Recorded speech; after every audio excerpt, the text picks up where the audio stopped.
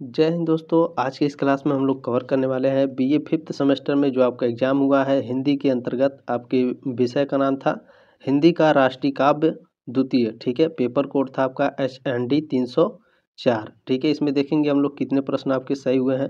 दोस्तों, जिनके पास पेपर नहीं है वो टेलीग्राम ग्रुप का लिंक ज्वाइन कर लेंगे, उसमें क्लास और PDF दोनों एक साथ आपको मिल जाएंगे। ठीक है, तो आप लोग PDF डाउनलोड करके देख लीजिएगा कितने प्रश्न आपके सही हुए हैं। जितने भी सही हुए रहेंगे आप लोग क्या करेंगे, कमेंट बॉक्स में कमेंट करेंगे। ठीक है, चलिए देखते हैं। पहला प्रश्न क्या पूछा था आपका, राष्ट्रीय सांस्कृतिक काव्यधारा की विशेषता है।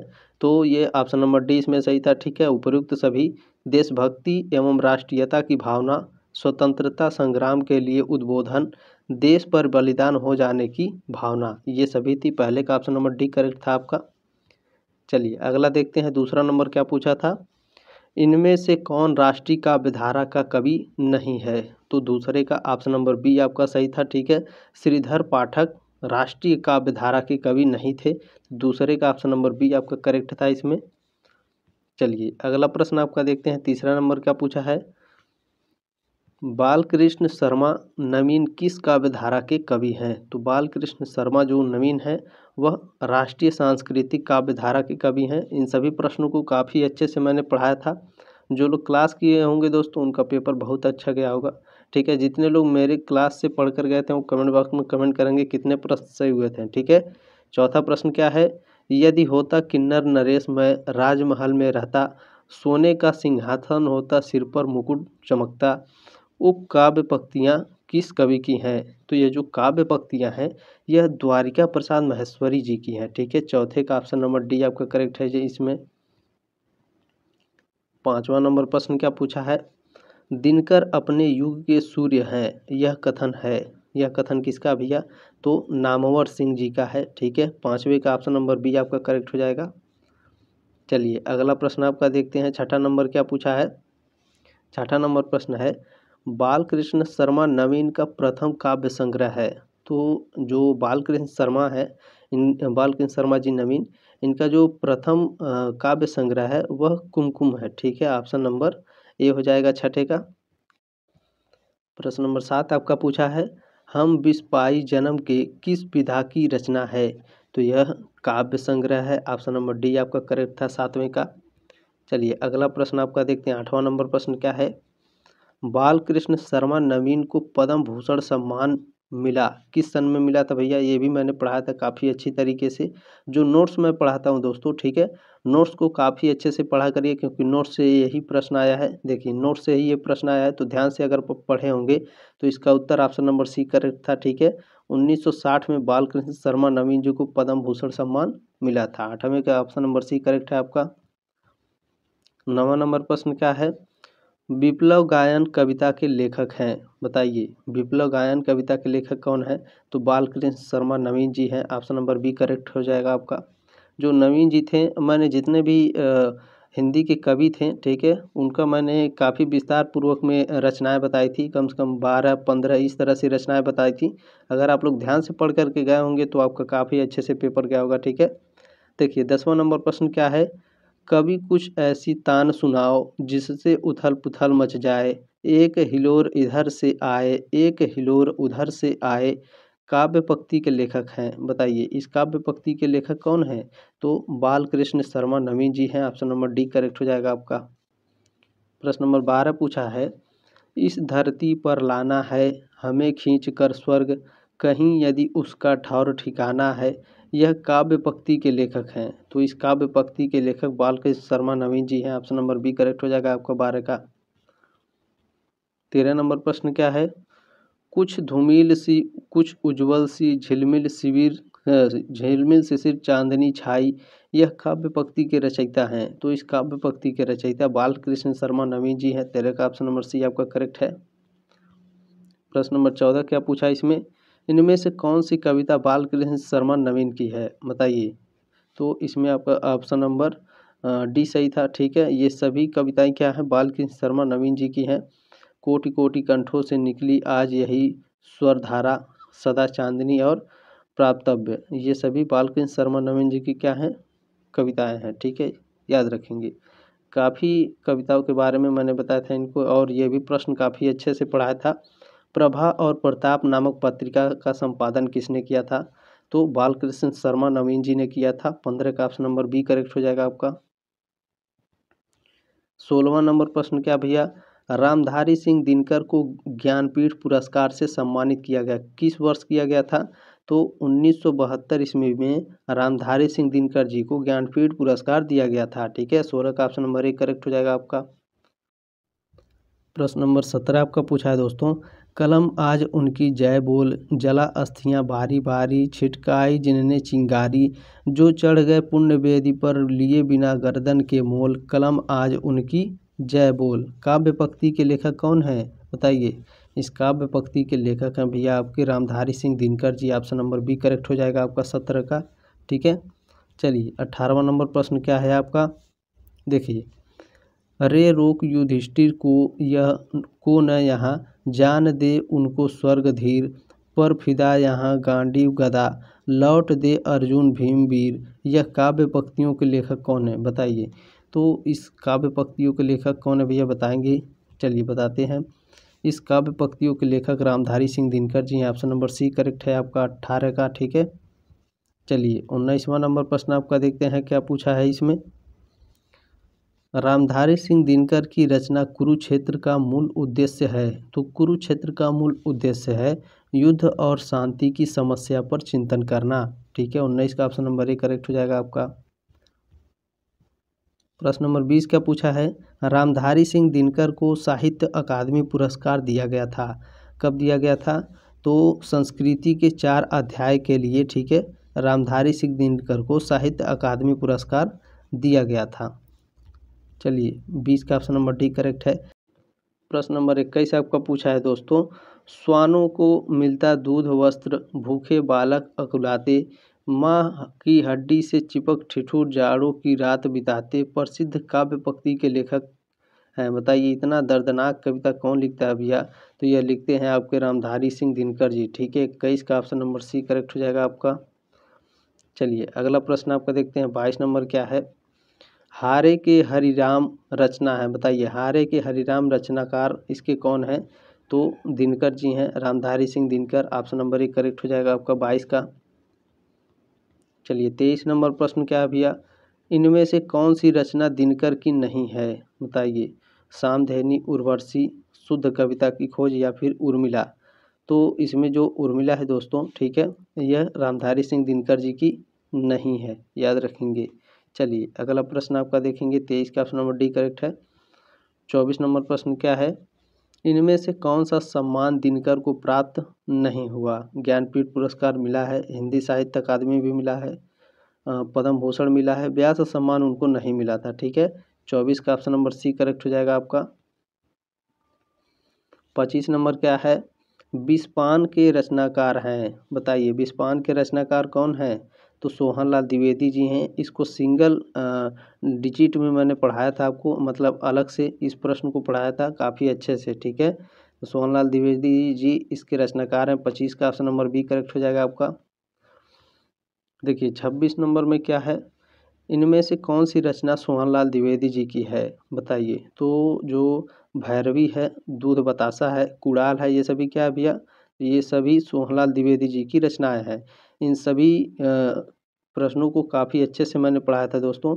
जो सोहनलाल द्विवेदी जी, इनकी कई रचनाओं को मैंने बताया था, 12 से शायद 15 के बीच में आपको बताया था। ये आपके हमेशा जीवन भर काम आएगा जब तक आप कॉम्पिटिटिव एग्जाम की तैयारी करते रहेंगे। ठीक है, देखिए 27 नंबर प्रश्न है आपका, गणेश शंकर विद्यार्थी के पत्र प्रताप का संपादन कार्य किस कवि ने किया था? तो बालकृष्ण शर्मा नवीन जी ने किया था। 27 का ऑप्शन नंबर सी करेक्ट है आपका। चलिए अगला प्रश्न देखते हैं आपका क्या है, 28 नंबर प्रश्न है, यहाँ पे पूछा है, देखिए, स्वागत जीवन के नवल वर्ष, आओ नूतन निर्माण लिए, इस महाजागरण के युग में जागृत जीवन अभिमान लिए, काव्य पंक्ति के लेखक हैं। तो इस काव्य पंक्ति के लेखक भैया सोहनलाल द्विवेदी जी हैं। ठीक है, ऑप्शन नंबर सी करेक्ट हो जाएगा आपका 28 का। 29 नंबर प्रश्न क्या है, अशेष रक्त तोल दो, स्वतंत्रता का मोल दो, कड़ी युगों की खोल दो, डरो नहीं मरो नहीं, बढ़े चलो काव्य पंक्तियों के लेखक हैं। दोस्तों इसको भी प्रश्न मैंने पढ़ाया था, लेकिन इतना जो है मैं नहीं पढ़ाया था, केवल इतना आपको बताया था बढ़े चलो इस काव्य पंक्तियों के लेखक कौन है, काफ़ी अच्छे से बताया था। अगर आप ध्यान से पढ़ कर गए होंगे तो आपका उत्तर सही हो गया होगा। ठीक है, 29 का ऑप्शन नंबर बी आपका करेक्ट था। इसमें सोहनलाल द्विवेदी जी का है बढ़े चलो। ठीक है, ऑप्शन नंबर बी करेक्ट हो जाएगा 29 का। प्रश्न नंबर 30 देखेंगे आपका क्या पूछा है। चल पड़े जिधर दो डगमग में, चल पड़े कोटि पग उसी ओर, काव्य पंक्ति किस कविता की है। मतलब ये काव्य पंक्तियाँ किस कविता से ली गई हैं, तो बताइए किस कविता से ली गई हैं। तो ध्यान में रखेंगे दोस्तों 30 का ऑप्शन नंबर सी करेक्ट था आपका। ठीक है, तुम्हें नन्हे। चलिए अगला देखेंगे आपका क्या है 31 नंबर। शिशु भारती बाल भारती नामक बाल कविता संग्रह के रचनाकार हैं, तो इसके रचनाकार सोहनलाल द्विवेदी जी हैं। ऑप्शन नंबर डी करेक्ट हो जाएगा आपका। 32 नंबर प्रश्न क्या है। सोहनलाल द्विवेदी जी को भारत सरकार ने किस उपाधि से सम्मानित किया। तो सोहनलाल द्विवेदी जी को भारत सरकार ने पद्म श्री से सम्मानित किया है। 32 का ऑप्शन नंबर 1 करेक्ट हो जाएगा आपका। चलिए 33 नंबर प्रश्न देखेंगे क्या है आपका। युगावतार, गांधी, खादी गीत, गांवों में किसान, दांडी यात्रा आदि गांधीवादी कविताओं के रचनाकार हैं, तो इसके रचनाकार कौन है भैया। तो 33 का सी ऑप्शन करेक्ट है आपका, सोहनलाल द्विवेदी जी हैं। 34 नंबर प्रश्न क्या है। इनमें से श्याम नारायण पांडे की रचना है, तो जौहर और तुमुल ये दोनों श्याम नारायण पांडे जी की रचना है। ऑप्शन नंबर बी आपका करेक्ट हो जाएगा, सॉरी सी करेक्ट हो जाएगा, ए और बी दोनों। 35 नंबर प्रश्न क्या भैया, इसको भी काफ़ी अच्छे से बताया था। हल्दी घाटी नामक कविता के लेखक कौन है, बताइए। तो श्याम नारायण पांडे जी हैं। ठीक है, ऑप्शन नंबर बी करेक्ट हो जाएगा आपका 35 का। चलिए अगला देखते हैं आपका क्या है 36 नंबर। और हल्दी घाटी पर उन्हें कौन सा पुरस्कार मिला था भैया, तो उसको भी मैंने काफ़ी अच्छे से पढ़ाया। अगर आपको नहीं पता है, ठीक है, तो आप क्या करेंगे, टेलीग्राम ग्रुप का लिंक दिया गया है डिस्क्रिप्शन बॉक्स में, वहाँ से टेलीग्राम ग्रुप ज्वाइन करेंगे। ठीक है, वहाँ से आप PDF डाउनलोड कर लीजिएगा। मैंने काफ़ी अच्छे तरीके से एक्सप्लेन करके पढ़ाया है, तो PDF आपको हमेशा काम आएगा। यदि आप UP पुलिस की तैयारी कर रहे हैं तो भी वो आपको PDF बहुत काम आएगा। ठीक है, ध्यान रखेंगे। 36 नंबर प्रश्न क्या पूछा था। थाल सजाकर किसे पूजने चले प्रातः ही मतवाले, कहाँ चले तुम राम नाम का पीताम्बर तन पर डाले। बताइए काव्य पंक्तियों के रचनाकार कौन है। तो इस काव्य पंक्तियों के रचनाकार हैं भैया आपके श्याम नारायण पांडे जी। ठीक है, ऑप्शन नंबर डी करेक्ट हो जाएगा आपका। चलिए 37 नंबर प्रश्न क्या पूछा है आपका, ध्यान देंगे। उठो धरा के अमर सपूतों, पुनः नया निर्माण करो, जन जन के जीवन में फिर से नई स्फूर्ति नव प्राण भरो।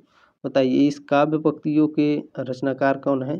तो द्वारिका प्रसाद महेश्वरी जी हैं। ऑप्शन नंबर सी करेक्ट हो जाएगा आपका। ठीक है, इसको भी मैंने पढ़ा था, केवल इतना ही पढ़ा था। उठो धरा के वीर सपूतों के रचना काव्य पंक्तियाँ किसके लेखक हैं, तो द्वारिका प्रसाद महेश्वरी जी। ठीक है, चलिए 38 नंबर प्रश्न क्या है आपका। बाल साहित्य के संदर्भ में विशेष रूप से उल्लेखनीय कवि हैं, तो बाल साहित्य के संदर्भ में विशेष रूप से जो उल्लेखनीय कवि हैं वह आपके द्वारिका प्रसाद महेश्वरी जी हैं। ठीक है, मैंने इनकी कई सारी कविताएं बताई हैं जो इन्होंने बच्चों के ऊपर लिखी है। जैसे दूध बतासा भी आप ऊपर पढ़े हैं ना, इन्होंने काफ़ी अच्छी अच्छी कविताएं लिखी हैं। तो आप लोग टेलीग्राम ग्रुप ज्वाइन करके आप उसमें से लोड कर लीजिएगा, डाउनलोड कर लीजिएगा। ठीक है, देखिए 39 नंबर देखेंगे आपका क्या है। इतने ऊंचे उठो कि जितना उठा गगन है, इतने शीतल बहो की जितना मलय पवन है। इस काव्य पंक्ति के रचनाकार हैं तो द्वारिका प्रसाद महेश्वरी जी हैं। केवल इतना भी मैंने पढ़ा था, इतने ऊंचो उठो की। ठीक है, तो आप लोग अगर ध्यान से पढ़े होंगे तो आप लोग काफ़ी अच्छे से इसका उत्तर दे पाए होंगे। 40 नंबर प्रश्न क्या है आपका। इनमें से द्वारिका प्रसाद महेश्वरी की रचनाएं हैं, बताइए इनमें से कौन सी हैं। तो हम सब, सुमन एक, उपवन के, वीर तुम बढ़े चलो, इतने ऊंचे उठो, ये क्या हैं, ये सभी द्वारिका प्रसाद महेश्वरी जी की रचनाएं हैं। ठीक है, चलिए 41 नंबर प्रश्न क्या है आपका। 1977 ईस्वी उत्तर प्रदेश हिंदी संस्थान लखनऊ द्वारा द्वारिका प्रसाद माहेश्वरी जी को दिया गया पुरस्कार था। बताइए, इस प्रश्न को काफ़ी अच्छे से मैंने पढ़ाया था एक्सप्लेन करके। तो बाल साहित्य का सर्वोच्च पुरस्कार के लिए उत्तर प्रदेश, ठीक है, हिंदी संस्थान ने द्वारिका प्रसाद माहेश्वरी जी को बाल साहित्य का सर्वोच्च पुरस्कार दिया था 1977 में, ठीक है। चलिए 42 नंबर क्या है, गोपाल सिंह नेपाली का पहला संग्रह था। तो गोपाल सिंह नेपाली का पहला संग्रह उमंग था, ठीक है। ऑप्शन नंबर 1 करेक्ट हो जाएगा आपका 42 का। 43 नंबर प्रश्न क्या है, गोपाल सिंह नेपाली ने इनमें से किन पत्रिकाओं का संपादन किया। काफ़ी अच्छे से मैंने एक्सप्लेन करके बताया था, याद है कि नहीं बताइए। तो ऑप्शन नंबर डी आपका करेक्ट हो जाएगा, ठीक है। योगी सुधा और रतलाम टाइम्स, ये सभी गोपाल सिंह नेपाली जी की पत्रिकाओं का संपादन किए थे इन्होंने, ठीक है। चलिए 44 नंबर प्रश्न देखते हैं, इनमें से कौन सी रचना गोपाल सिंह नेपाली की है, बताइए। तो काफ़ी अच्छे से पढ़ाया था आपको, रागनी क्या है, गोपाल सिंह नेपाली जी की रचनाएं हैं। 44 का बी ऑप्शन आपका करेक्ट हो जाएगा। 45 नंबर प्रश्न क्या है, इसका भी क्या है, देखिए पक्षी, ठीक है, पंछी काव्य संग्रह के लेखक हैं तो गोपाल सिंह नेपाली जी हैं, ठीक है। ऑप्शन नंबर डी करेक्ट हो जाएगा आपका। 46 नंबर प्रश्न क्या है, गोपाल सिंह नेपाली का जन्म हुआ था। तो गोपाल सिंह नेपाली का जन्म बेतिया बिहार में हुआ था, ठीक है। काफ़ी अच्छे से एक्सप्लेन करके इन सभी प्रश्नों को मैंने बताया था आपको। 47 नंबर प्रश्न है, इसीलिए मैं बोलता हूँ दोस्तों, जो मैं पढ़ाता हूँ तो नोट्स को बहुत ध्यानपूर्वक पढ़िए, नोट्स से बहुत सारे प्रश्न आपके आए हैं, ठीक है। देखिए गोपाल सिंह नेपाली की कविता है, तो इनकी कविता है नवीन कल्पना करो, स्वतंत्रता का दीपक, तू चिंगारी उड़कर री, ये सभी क्या हैं, गोपाल सिंह नेपाली जी की कविताएं हैं। ऑप्शन नंबर डी करेक्ट हो जाएगा आपका 47 का, ठीक है।